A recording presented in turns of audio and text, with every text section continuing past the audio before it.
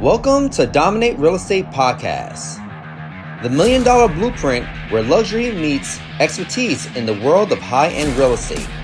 Hosted by Taliya Bashani, top real estate attorney, and Carina Tom, president of New World Connect title. Stay tuned as we dive deep in the minds of top producing luxury real estate agents, uncovering the strategies, insights, and secrets that have helped them make millions. Get ready to level up your real estate game as we guide you through the latest market trends and the stories behind the most exclusive deals in the industry. This is the place where sophistication and success dominate. And now, recording live from the Hard Rock Hotel in New York City, here are your hosts, Taliya and Carina.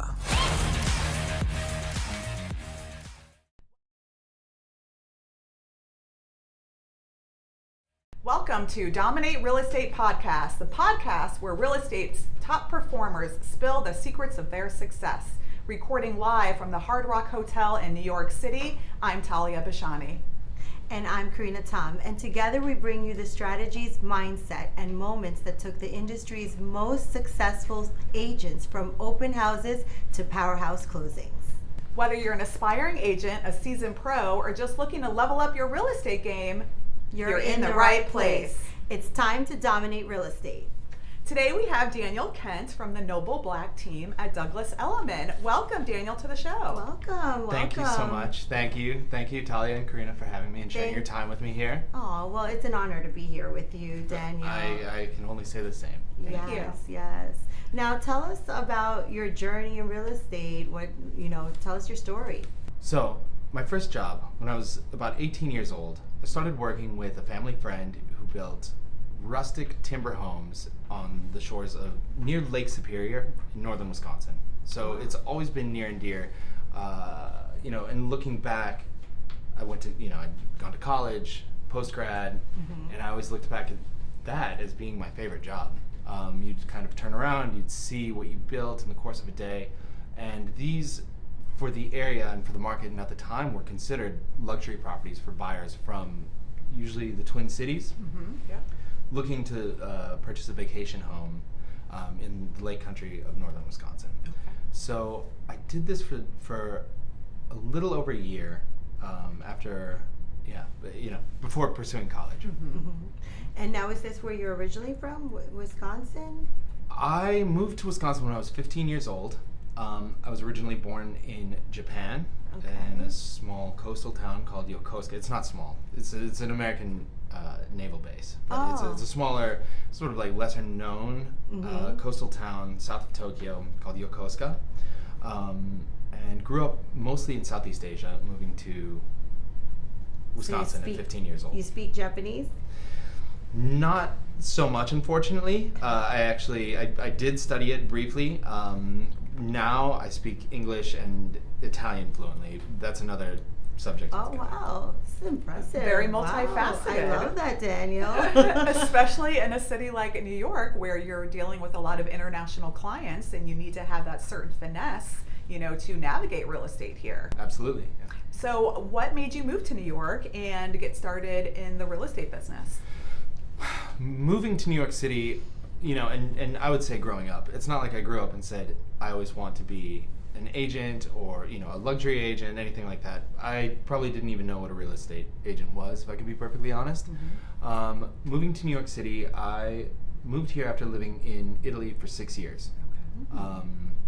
My family was overseas at the time, and I didn't really have a place where I felt I could call home that made sense other than New York City, where I did have friends and family friends of the family who lived in New York City and the surrounding area. So coming to New York, it just made the most sense. And at the time, I had every intention of getting a job in academia, actually. I just finished a master's degree and a master's thesis in Florence, at the University of Florence, Italy, with partnership with Middlebury College in Vermont. It was kind of like a Wow. dual. You've been everywhere, Daniel. You really, wow, you're cultured, very cultured. Thank you. It Very was a lot of impressive. moving around. I don't know if it was necessarily entirely by choice. A lot of it was, as a child, just being exposed to it. My family was moving around quite a bit. So Yeah. I moved to New York City, wanted to get a job in academia. I was looking to be a writer. I worked for a fashion magazine, actually not too far from here. I remember I'd go to their office. It was a small fashion magazine, but one of those fashion magazines that came out maybe twice a year, and it was thick. It was one of these- Okay. It was cool. I won't name what it was, but it was really cool. I was actually the music editor for Oh, the fashion cool. magazine. So I was doing that. It was really cool. I was meeting amazing people. I was making no money. Right. So I kind of started working as a barista in the East Village and then bartending to supplement what I was doing as a writer, and also putting together a plan to work in academia and applying to some of those initiatives as well. But I actually found a lot of passion in bartending and working with people. I Yes. felt a big calling to that, and yeah. It's crazy how the journey goes, right? You think that you're going to go in one direction, but then the road led you to here, to real estate and the Noble Black team, which is very impressive. I've heard amazing things. And tell us a little bit more about where you're at now with the team that you're with, and how do you feel? I feel extremely grateful, very honored. At times, I pinch myself. I feel like I'm surrounded by colleagues that are not only, the most informed and the best at what they do in the city.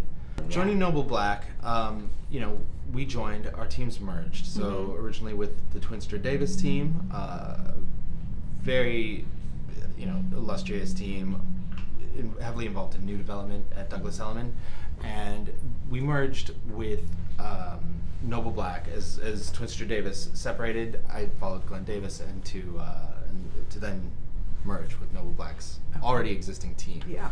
So we joined a year and a half ago. I feel extremely grateful. Not only are they the most informed and really the best at what they do, but their reputation is absolutely sterling. Yes. I haven't met one person in my industry that has anything bad to say about anyone that I work with, and I feel like surrounding myself with people like that has been I can't be thankful enough. This is an industry of reputation and people, Absolutely. and I think surrounding myself with that, not just that energy, but just these accolades. People are very willing. I mean, much like yourselves, Yes. Doors open. Sure. And I'm very grateful for it. And I could imagine the amount of opportunity to learn and to be around such seasoned people in the industry. It's just an amazing table to be sitting at. Absolutely. We have our weekly meetings, and the information and insight that I feel like I gain from that is beyond anything you could really like pay a coach to do. This is Absolutely. everyday transactions and deals that you're just to be at times like a fly on the wall as one of the younger Yeah. agents on the team, and not Absolutely. age wise, but just Yeah. like one of the more In junior seasoning, absolutely, I understand. Some of these guys are really Impressive. just expert players at what they do. Their clientele that we work with. It's I'm very, very fortunate. Love it. Well, yes, it carries a lot of responsibility, but also a high level of professionalism, especially being with such a noble team, no pun intended. Right. So Daniel, we know in real estate that a lot of agents initially start with buyers, some agents go after sellers with exclusive listings. How do you balance both sides, and where do you find yourself, working more? So I made an intentional decision very early on in my career to focus on the listing side. It's not always the easiest to go out and get listings, and I realized my first year it was all buyers, and I think I did 6-7 deals, just sales. There were other rentals obviously, but I had sold maybe like 7 million my first year. Nice. And it was all on the buy side. I didn't have any listings. Okay. But I was seeing shifts in the market that sort of were indicating, hey, get on the list side, right? We had Absolutely. this was 2021 to 2022. Oh, yeah. We It's saw a a boom. change in there was a huge boom. Things were on fire.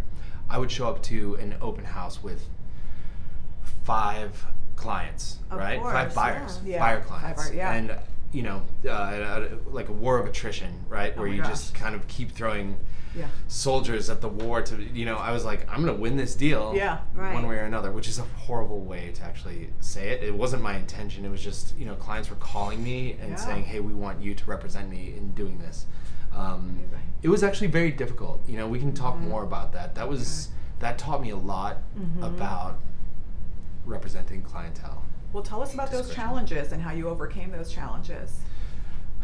I think overcoming those challenges, I shifted more to the listing side, Okay, where I'm got not it. putting myself in situations like that. I see. Yeah, That wasn't necessarily like the direct reaction, but I saw interest rates going up, Yeah. and I said, do everything you can. Other agents at the time, when I started, I was with a smaller, more local brokerage, and one of the guys that really took me under his wing, another agent who I think of every day. He what was it, like the listing list, those who list last, right? Oh, And right, I forget yeah. exactly Absolutely. how the thing goes. And so I started looking into other sort of business models, Okay. right? And it was right. You have the listing, you have a greater chance of getting the deal done than if you're on the buy side. For sure. I think just More commitment, Yeah. more loyalty. more commitment, more loyalty, and it's like one fixed thing. Yeah. There were other reasons why I chose to go that route, I started shifting then from trying to get listings to then new development, which is you have a relationship with a developer client or the sponsors, and you are then sort of working on. It could be hundreds of listings at a time. So Yeah. And sellouts, building and sellouts. Yeah. So Absolutely. that's kind of what I'm in between right now, and I have I'm currently on Okay. 2 development sites. Okay. With another one coming up in downtown Brooklyn that I'm very excited about. Okay, wonderful. So I can't really say like what it is quite Okay, yet. I was I going to haven't- say, Well, spill the stay tuned. tea. I haven't signed. I haven't What are the new si- projects? Okay. I haven't All right. signed Okay. yet, but I'm really excited, and it'll be really I'm cool. excited for once that you. launches. Thank you. That's so exciting. That's amazing. And in what you were just saying, I saw that you were like there was like someone that you remember, like, and that like actually gave you the idea to pivot. About like those that list last. And it's funny because I align with that in my journey here in the title insurance industry for the last 30 years. I always have certain people that stand out, especially early on in my career, that there were things about them that really led me to where I am today. There's 2 big mentors that I'll always remember, and I'm like, wow, that was totally putting me in that right place at that right time, to get on the path to where I am now. So I love that. We I share mean, a lot of similarities. Yeah. mentorship is so important Oh in my this goodness. industry. There's not really a right or, well, I mean, there are wrong ways, but it's just such it's kind of an open road, and you can make of it what you want. I think mentorship is really important, and to young agents, I would recommend, seek your mentors out, and even to seasoned agents. Yes. I think as we were introducing this show, there was something you were saying about like, for aspiring agents, and I was sitting with that for a moment, and I was just thinking like, what agent is not aspiring right now? Yeah. I mean, you're always aspiring. Yeah. Yeah. There's a certain I try and approach this as like with a certain athleticism where that if you're not challenging yourself, you're not growing. You take hits, not all wins, and to always aspire is something really important.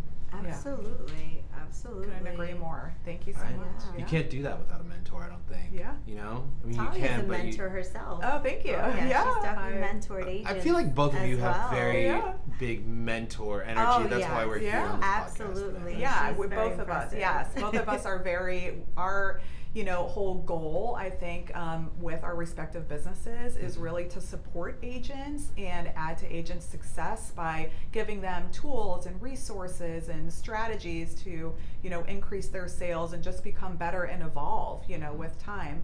I have a coaching program called Abundance Real Estate Coaching, and one of the things that you said really stood out to me about, nailing exclusive listings, and it's like a bird in the hand, right? So if you win this listing, you have this seller or developer that you can now sit back and collect the offers. Like, it does take a lot of work initially, but I'd like for you to, talk a little bit more about what do you think is the key to winning exclusive listings, because developers are interviewing a lot of agents out there. Oh, yes. And we know they have a pick of the gamut, but there's something about you and your team that really stands out, that you said, hey, I have 2 projects now, I have another one coming up in Brooklyn. So tell us a little bit about your strategy, your winning strategy to nail those exclusive listings. That's a great question. For me, it's not about only me. I do work with a team. I'm surrounded by some of the best in the business. I don't think I would be where I am or able to put myself in front of a developer on these calls that I've had in the recent interviews for the upcoming project without the mentorship that I had within the Noble Black team. Glenn Davis being my broker prior to that, and the agents who really took me under their wing and showed me the way. Right? I love that. It's not just me going up to the developers. I mean, it is. And there are developers that you court for a long time, just like a home seller in a sense. It's a bit of a different relationship, business model in its own way. In the resale market, these come from relationships that you have over time. You can't really say it's always courting like a home seller. I always say that we are in the relationship building business. If you're not looking at this business as building relationships, then you shouldn't be in this business. You really shouldn't. It's absolutely a relationship business, and to bring it back, I think it's really a reputation. You show what you've sold, what you're able to do, what you're capable of doing. I mean, I try and let the work stand for itself. I'm not the best at going out and seeking business in the traditional sense. I'm not a great cold caller. I'm not great with the mailers, but I think putting yourself out there, presenting yourself, you're networking constantly. There's something more organic to it. People hear what you say. I feel like I've been very fortunate since the very beginning of even getting involved in real estate. You have those buyers and those first 6-7 deals that I closed in my first year. That continued to grow, and I said from early on, I think a couple weeks in, when I signed on with my first brokerage, they put me on with can I say like a Zillow a Zillow premier agent. Like I'd get a call from Zillow and I'd pick up the phone and do this thing, and I don't know, it did maybe a handful of those showings, and before a month I went and told my broker, take me off of whatever that is. Okay. You're like, I don't want to. That is not what I'm That's doing. not my thing. Yeah. That's not my thing. Yeah. Not that I don't, look, I have come from a background and I enjoy working with the general public. It's not that. Right. But what we do involves a certain degree of trust. Absolutely. Right. I mean, Absolutely. an immense amount of trust. It's not to even underplay it. It's really hard. I feel it could be like, well, what's a good analogy? It's like online dating or something, right? Yeah. It's just like it's really quick and it seems like it can be good, but in the end, it's just you're building lasting relationships. Correct. With people over time, and that's kind of what it takes. People are looking at really who you are, not only as an agent, but perhaps as a person, and your merit, and all of this is really it carries further. Yeah, and that's when people say, "Hey, I know this guy. Come to you." And I feel very lucky that even within my first year, I mean, I've had a referral-based business from the get-go that wasn't only reliant on my initial sphere. It was just like people called in. Yeah. But that's your gift. Your gift is to, meet people face to face and build that trust. And not everyone has that gift. Even through your journey, you were in bartending, you were a barista. You have to be friendly to do those types of careers or jobs. And, it was just lining you up to where you're at now. And you know what? It takes somebody that's very insightful to say, you know what, this isn't, if I'm in this business, like, this is what works. This is how I can build the business. And maybe the next person, for them, cold calling is how they really shine. And the next person, it might be in a different way. But I like that you were able to, like, see your true way of going about getting the business. Yeah, I'm also, I think I'm like a lazy guy stuck in a busy guy's body sometimes. Right. You know what I mean? Like, it's not like it's not like this is what it's like. Do I want to do mailers and cold call? I don't know. I should. Well, you want to hit the pavement. You want to get out there. You want to mix and mingle. My first deals were old school. Yeah. It was people I knew. I was out shaking hands. Yeah. Kissing babies. Yeah. Doing my thing. Yeah. Literally, I would walk my business really started in Rockaway Beach. Okay. And it was just up and down the boardwalk, like talking to people. I was very lucky to have that very natural gift of gab. I don't think I have the gift of gab. In fact, I was looking at jobs. I'm not like a salesman, Right, yeah. Some people are really good. They have the gift of gab and they're going to drive you on the sale and the sale and the sale. And that's good. Sometimes that's what you need to get the deal done. Right. Every agent is different. Well, you have the natural charm. Charm. Thank you so much. I mean, I can say the same of both of you. Exactly. We have a very charming group here. Thank you. We're going to take a quick commercial break. We're going to come right back and pick up where we left off. And stay tuned for part 2 with Daniel Kent. Hi, everybody. Ari Brody, the mortgage man here from Cross Country Mortgage.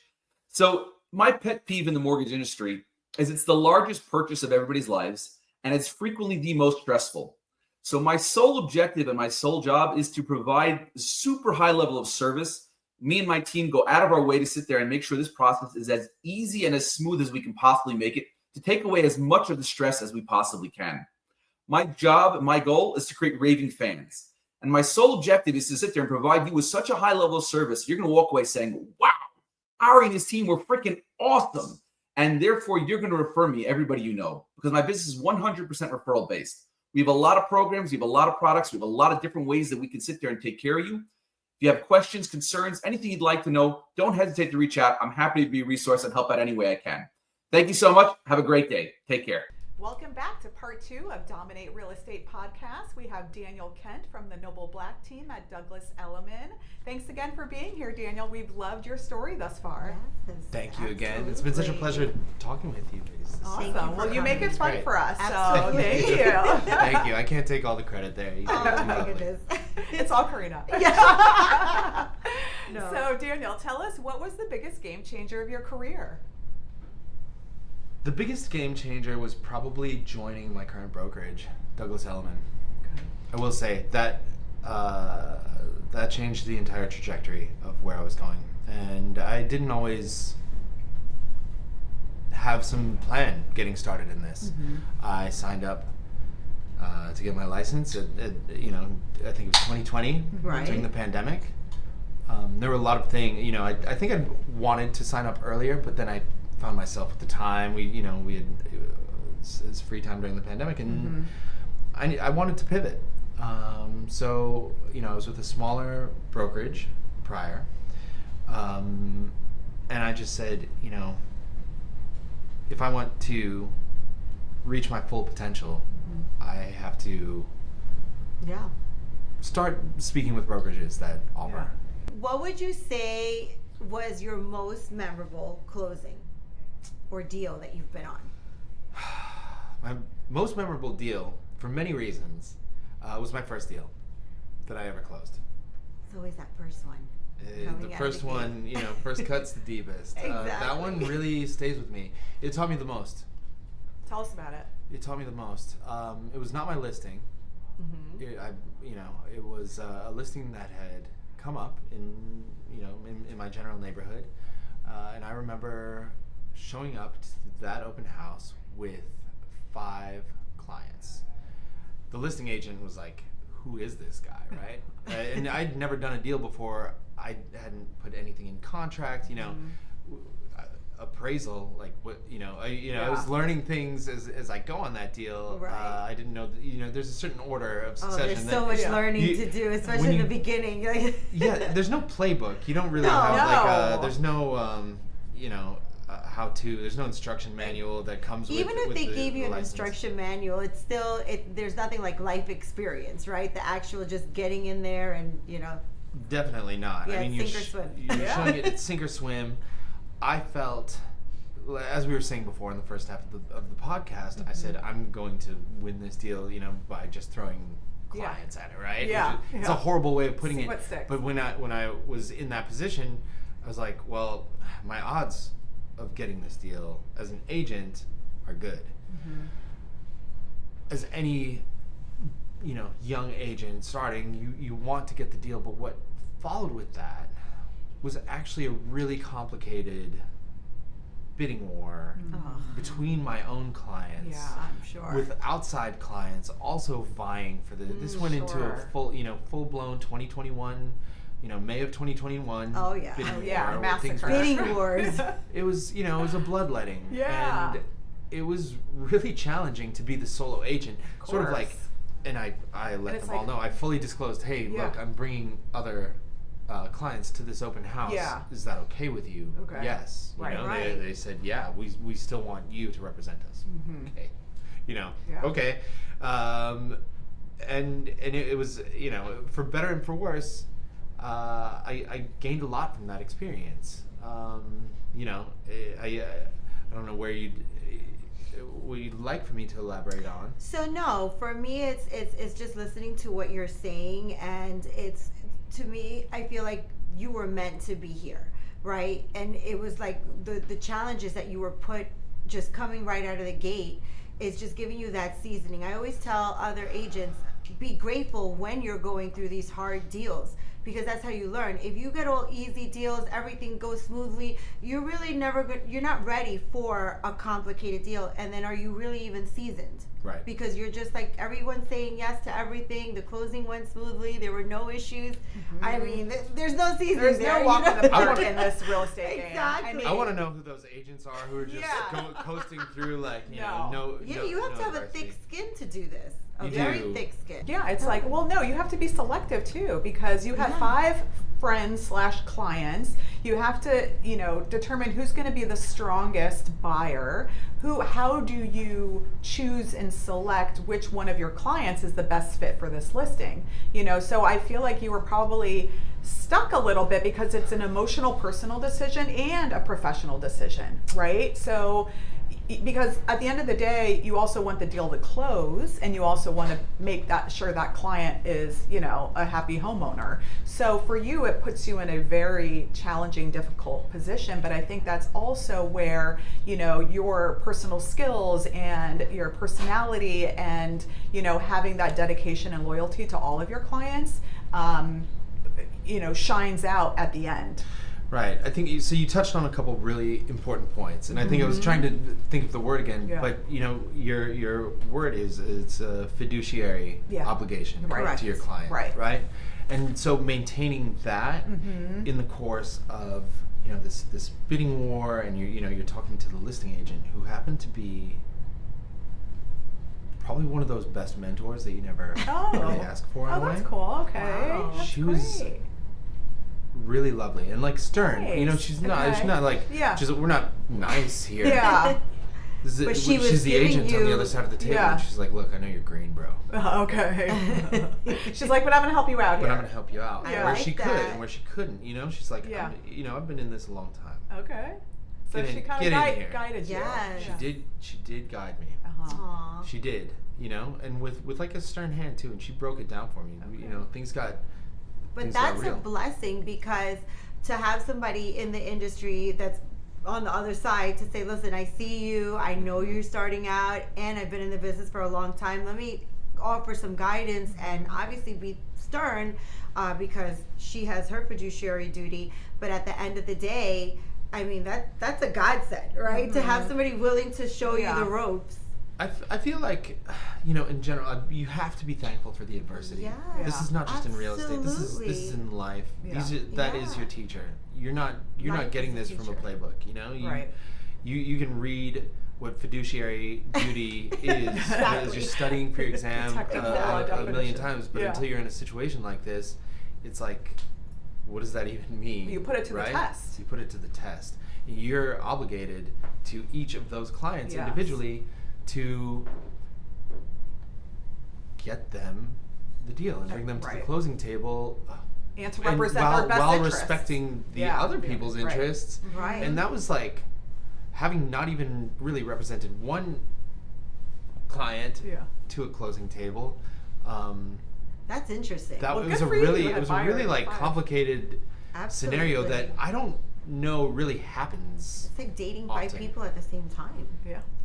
It was. I mean, yeah. And they all these know are- about each other. And they all know about each Yeah, other, and wild. they're all there were things. It was wild. And this so- is before the day of buyer agency agreements. Exactly. So- Right, you didn't have those, but being green, I think I had everything. Yeah. My little duckies were in a row. You were because I transparent. was- And you know what? The duty of a real estate agent, no matter what, is transparency, Yeah. full disclosure, and representing the best interests of your client. Yeah. And I think you hit the nail on the head on every single one of those points. So you fulfilled your duty, and you had the listing agent there guiding, and you got the deal done one way or the other. Well- So, and kudos to you for Kudos having to you. 5 buyers. Yeah. Like coming to an open Out the house, gate. people can't even get one, and that's your first deal. So I think that really is a strong trajectory.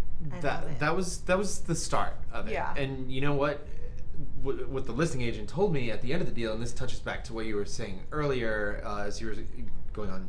I forget, you were talking about like the finesse that it takes to get Yeah. it done, like the people skills. Yeah. She said after we closed, she said, Danny, there was an offer that was just slightly higher than yours. Oh, interesting. She's like, but I But I liked you.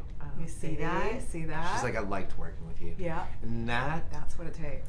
takes something. That's something. Again, you can't learn these things. You can No, only exactly. study so much. It's a really gift. It's definitely a gift. it's a gift, and I feel like all of these past professions, and I mean, we didn't even get into my entrepreneurial past and the businesses that I tried to start and failed after many years. We didn't of- even get we didn't into you play the we were guitar, like, Daniel. and You what had that me was. play Rock the star. guitar. Yeah. So there definitely is that benchmark that you have to hold for yourself and maintain your value and your worth. Which is what I think is so important about what you were saying. It's bigger than you. It's a higher calling. It's larger than just the dollar at the end of the day, but it's also owning your value and your worth. So thank you so much for standing up for all the agents out there that Yes. have the same testament and qualities, because I think that speaks volume for sure. Yeah, that's a hard lesson to learn. I've Very. undersold myself many times to get the listing, and in the end, I don't know, who benefits. You could say maybe Yeah. like the home seller benefits in some ways, but there's only so much, there's only so much commission you can offer then to the buy side. Yeah. You're undercutting everyone in the industry by doing that. Yeah. And I just feel like, in doing that, you might be doing yourself, a favor in the short term. But when it is 5 years from now, and you start that trajectory, and you start being okay with that, it's going to come back to haunt you. Yeah, In the end, exactly. And you're just- planting a seed that's not going to grow. Correct. Absolutely. Exactly. Yeah. That's exactly how I feel about it. And you don't want that pattern. Yeah. So Daniel, tell us where you see yourself in the next 5 years. What are your goals and your plans for your own growth and your career? I think in the next 5 years, I really see myself, hopefully sooner than the next 5 years. Okay. I really want to get better at not only expanding, growing my business, but hopefully delegating some of the duties that go into this. I feel like Nice. as an agent starting out, even within a team as esteemed as Noble Black and Partners, I mean, there's just a lot you have to do as one person. Sure. And I think, my goal really, hopefully sooner than 5 years, I hope I'm reaching that threshold where I'm just so busy I'm crying. Yeah. That's where I want I to be. love that. I want to Awesome. be in pain, and I want to find people that are sharper agents than I am. Okay. Yes. Yeah. To continue to, not only grow my business, but in essence to mentor them and also stay just motivated Yeah. in an industry that's really challenging, right? Yeah. And I feel like, you both commented on your mentorship and Yes. how you're growing, and that's really where you have to, you can't just keep doing open houses. Yeah. And the status quo. And the status quo. Yeah. If you want to grow, like Exactly. you want to challenge yourself. Well, and each push day yourself. is an opportunity to perfect your craft and to become bigger and better to whatever extent you want, right? So it's not what other people determine for you, it's where you see yourself and what you're satisfied with and what motivates you and fuels you every day. Correct. So you are a force to be reckoned with. So thank you so much for joining us today. Thank you, we really Daniel. enjoyed having An you. honor. My pleasure. And Thank for you. our audience Yes. that want to connect with you after the show, what's the best way to connect with you? You can look me up. Probably social media is Yeah. the easiest. Yeah. It's the real Daniel Kent, all one word, on Instagram. Okay. That's probably the easiest All and right. fastest. Love it. Well, you heard Fantastic. that. The real Daniel Kent. Thank you. Thank you for so being much. here, Thanks for my being love. here. Thank you. My pleasure. All Thank you right. so much. Have a good one. See you guys soon. Bye-bye. You have been tuning into Dominate Real Estate Podcast, the $1 Million Blueprint, live from the Hard Rock Hotel in New York City, with your hosts, Taliya Bashani and Carina Tom. For more information, please visit our Dominate Real Estate page on Instagram. You can also watch the show across all media outlets, including Apple Podcasts, Spotify, YouTube, Instagram, and more. Stay tuned for next week's episode. Thank you for your positive feedback, comments, and questions, and please share this show with your network.